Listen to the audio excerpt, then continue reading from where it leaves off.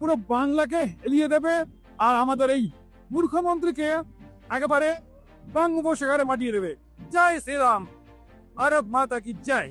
ভাতা দিয়ে কি হবে? ভাতা দিয়ে কি পেট ভরবে? আজকে 500 টাকা কি সেন্সার চলবে পারেন? আর এটা 500 পর্যন্ত সব কিছু হয়ে যেত।